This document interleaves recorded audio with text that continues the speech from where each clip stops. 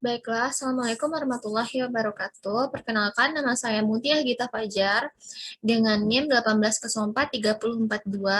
Pada kesempatan kali ini, saya akan mempresentasikan materi Sistem Informasi Manajemen dengan topik Sistem Informasi dalam Bisnis Global. Di mana video ini adalah pemenuhan tugas akhir dari mata kuliah Sistem Informasi Manajemen yang dengan dosen pengampunya yaitu Ibu Erli Mulyani, SEM, SIAK. Pokok pembahasan kita pada kali ini yang pertama adalah fenomena pertumbuhan sistem informasi internasional, yang kedua mengorganisir dan mengelola sistem informasi internasional, pokok pembahasan yang ketiga itu mengelola sistem global, dan yang keempat isu-isu teknologi dan peluang untuk rantai nilai global. Baiklah, kita mulai materi yang pertama yaitu fenomena pertumbuhan sistem informasi internasional. Fenomena pertumbuhan sistem informasi internasional. Munculnya sistem perekonomian global dan order dunia global didorong oleh jaringan dan sistem informasi yang ditingkatkan. Banyak perusahaan lokal yang digantikan oleh jaringan korporasi yang cepat dan melampaui batas nasional menjadi internasional, hingga merubah secara radikal perekonomian dalam negeri di seluruh dunia. Hal ini dapat kita gambarkan melalui produksi perusahaan teknologi iPhone dari Apple yang dirancang di Amerika Serikat dan mengandalkan para pemasok dari Amerika Serikat, Jerman, Italia, Prancis, dan Korea Selatan untuk suku-suku cadang, suku cadang yang lain, dan perakitan terakhirnya itu di Cina. Fenomena pertumbuhan sistem informasi internasional ini terdapat 3 poin yang akan dibahas, yaitu yang pertama, mengembangkan arsitektur sistem informasi internasional. Yang kedua, lingkungan global, di mana itu kita membahas penggerak dan tantangan bisnisnya. Dan yang ketiga itu hal yang paling mutakhir. Ketiga poin ini akan kita bahas di slide-slide berikutnya. Yang pertama, mengembangkan arsitektur sistem informasi internasional. Sistem yang dikembangkan ini merupakan sistem informasi dasar yang diperlukan organisasi untuk mengkoordinir pelanggan di seluruh dunia dan aktivitas-aktivitas lain. Strategi dasar berupa penggerak bisnis atau business driver. Strategi dasar seperti ini memahami lingkungan global di mana perusahaan beroperasi, memahami kekuatan pasar secara keseluruhan agar dapat mengarahkan industri ke kompetisi global, sehingga kekuatan penggerak perusahaan ini disebut dengan business driver. Lalu setelah mengembangkan strategi, selanjutnya menyusun organisasi, seperti pembagian kerja, letak fungsi produk produksinya di mana, administrasi, akuntansi, dan pemasaran, serta SDM. Dan berikutnya yaitu memikirkan isu-isu manajemen dan platform teknologi yang diperlukan. Jadi di sini kita harus memiliki strategi dan struktur korporat sebelum memilih teknologi yang tepat. Selanjutnya yaitu lingkungan global berupa penggeraknya. Penggerak bisnis global dibagi menjadi 2 kelompok, yaitu faktor budaya dan faktor bisnis khusus. Pada faktor budaya umum itu terdiri dari komunikasi global dan teknologi informasi, perkembangan budaya global, munculnya norma sosial global, stabilitas politik, dan dasar pengetahuan global. Sedangkan faktor bisnis khusus terdiri dari pasar global, produksi dan operasi global, koordinasi global, tenaga kerja global, dan skala ekonomi global. Lingkungan global terkait dengan tantangan dan hambatannya. Sedangkan untuk tantangan dan hambatan lingkungan global muncul dari segi global dan segi khusus. Dari segi global, yaitu terdiri dari partikularisme budaya, seperti kedaerahan, nasionalisme, perbedaan budaya. Lalu ekspektasi sosial, yaitu ekspektasi terhadap merek dan jam kerja. Dan undang-undang politik, yaitu peraturan mengenai data lintas batas dan privasi peraturan komersial. Terkait dengan segi khusus, terdiri dari standar, yaitu pertukaran data elektronik, email, dan standar komunikasi. Lalu keandalan, yaitu terkait jaringan telepon yang terbatas, kecepatan, seperti kecepatan perpindahan data yang berbeda, di mana kecepatan itu lebih lambat dari Amerika Serikat. Di negara-negara lain itu, kecepatannya lebih lambat dari Amerika Serikat. Lalu personel, yaitu langkahnya konsultan yang ahli. Lalu poin hal yang paling mutakhir ini beranggapan bahwa jika kebanyakan orang berpikir bahwa jika kesempatan untuk mendapat keunggulan dan kemudahan dalam aplikasi-aplikasi di masa mendatang, maka perusahaan-perusahaan besar internasional itu telah mengembangkan arsitektur sistem internasional. Namun sebenarnya ekspektasi itu tidak sesuai. Sebagian besar perusahaan internasional belum memiliki sistem internasional yang mengagumkan. Mereka masih memiliki sistem yang campur aduk dari masa lalu.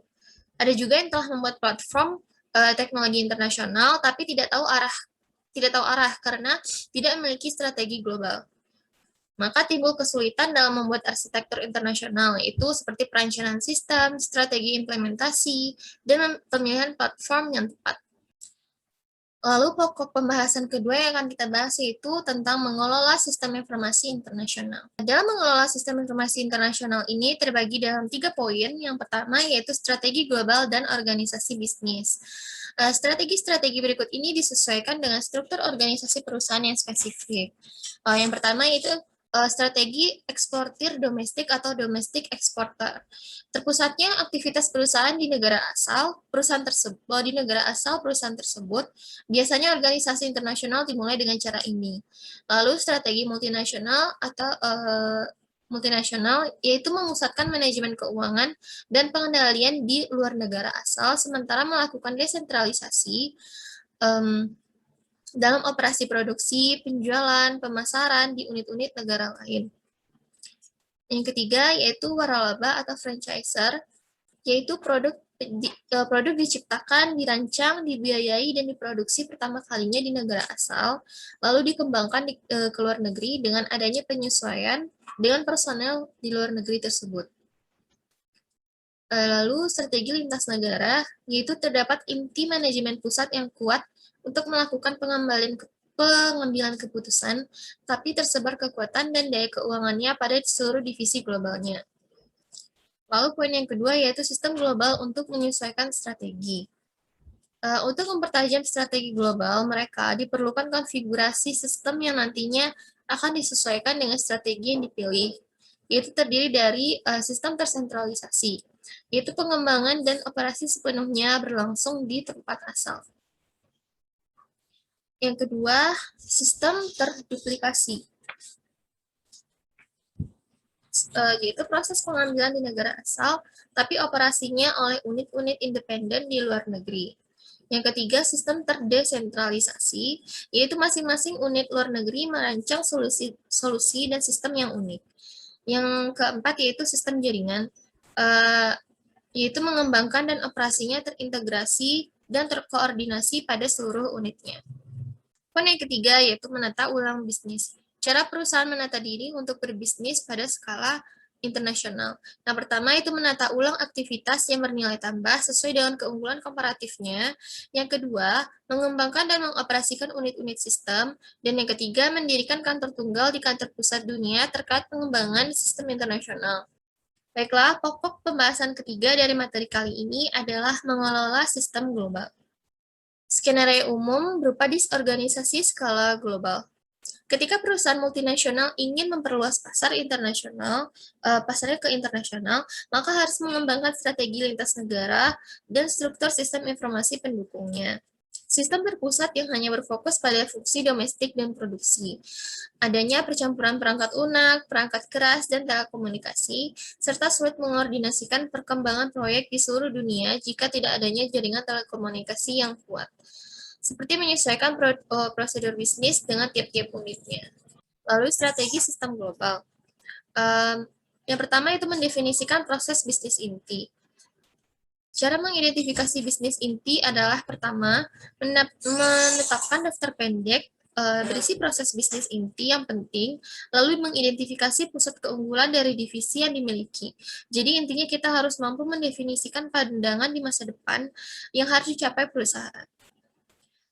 Lalu mengidentifikasi sistem inti untuk koordinasi terpusat. Jadi di sini perusahaan dituntut untuk memberi oposisi dan membiarkannya beroperasi sendiri dan menjadikan pengalaman untuk pengembangannya. Selanjutnya memiliki pendekatan, yaitu dengan melakukan pengembangan aplikasi lintas negara secara bertahap dari aplikasi yang sudah ada dengan presisi dan pandangan yang jelas mengenai kemampuan lintas negara yang harus dimiliki oleh organisasi. Lalu strategi yang terakhir yaitu menjelaskan manfaatnya. Sistem global pada sistem lintas negara yang benar-benar terintegrasi dan terdistribusi akan memberikan kontribusi terhadap manajemen dan koordinasi yang lebih baik.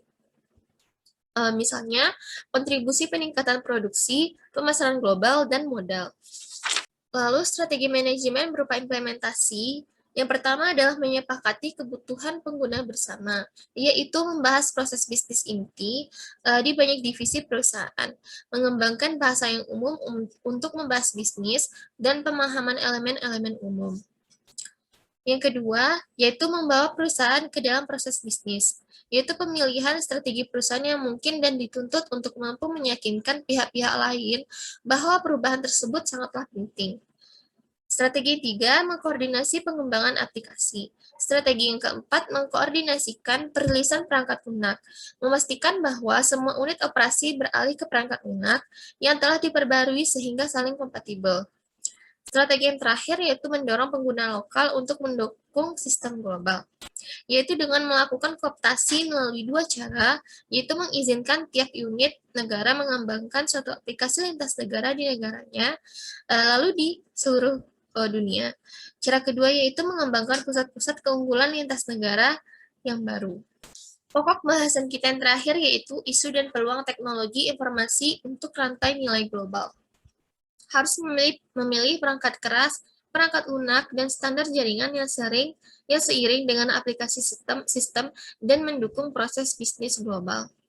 Platform komputasi dan integrasi sistem, yaitu bagaimana mengintegrasikan sistem dan perangkat keras lainnya di banyak unit operasional yang berbeda, di banyak negara yang berbeda pula. Lalu konektivitas, yaitu kemampuan menghubungkan sistem dan orang-orang dari perusahaan global ke dalam sebuah jaringan yang terintegrasi. Isunya yaitu tingkat keamanan internet, yang kedua layanan akses internet yang terbatas, dan yang ketiga kekurangan kapasitas bandwidth. Isu yang ketiga itu penempatan perangkat lunak, yaitu proses merubah perangkat lunak untuk dioperasikan dalam bahasa kedua.